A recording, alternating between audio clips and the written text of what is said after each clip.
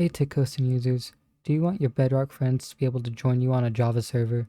Well, good news, you can download a mod called Geyser to let your Bedrock friends join your Java server. And I'll walk you through on how to set that up right now, but before we start, you are going to need a couple things first. The first thing you're going to need is your port, which you can find your port by looking in your IP address here. And then once you do that, the next thing you're going to need to be able to do is get your Minecraft version and your mod loader. In order to do that, you're going to want to head over to the versions tab over on the far left, and then you'll see currently installed version. For me, that's Neoforge 1.21.11. So I'm going to need to memorize both of those. And then once you do that, you are good to head on to the next step. Once you have those two pieces of information, you can now go ahead and download the mods that you will need to set up your server. In order to do that, you're going to want to head over to the mods tab on the far left, and then you're going to want to switch your mod platform from CurseForge over to Moderneth. Once you do that, you can now search for the first mod, which we'll be getting, called Geyser. So I'm going to search for Geyser now and hit enter. Then it should be the first one that pops up. It will look like this.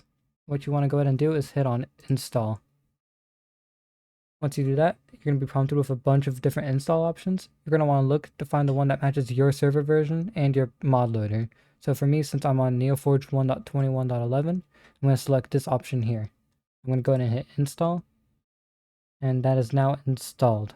As you can see, mods installed successfully. So I'm going to back out of this, and I'm going to get a next mod called Floodgate.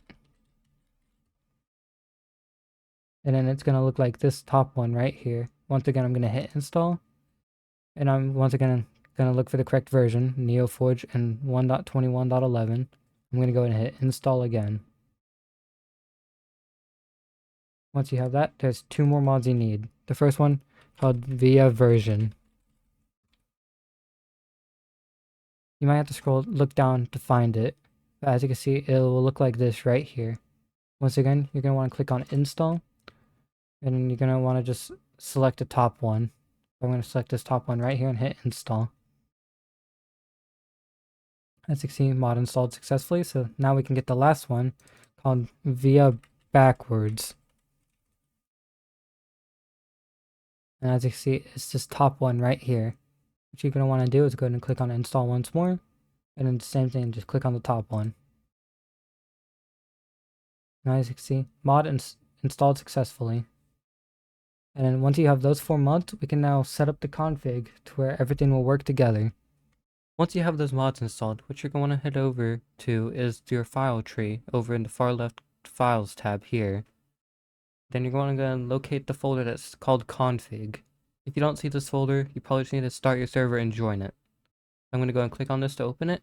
And now I'm going to look for my Geyser folder, which is right here. Mine says Neoforge because that's the one I got. Once you find this folder, you're going to want to go ahead and open it as well. And then now we're going to look for the config.yml file, which is right here. What we're going to do is once we find it, we're going to go ahead and double click on it to open it. And then now we'll be presented with a bunch of options, but we're only going to look at two. The first one is the port field right here.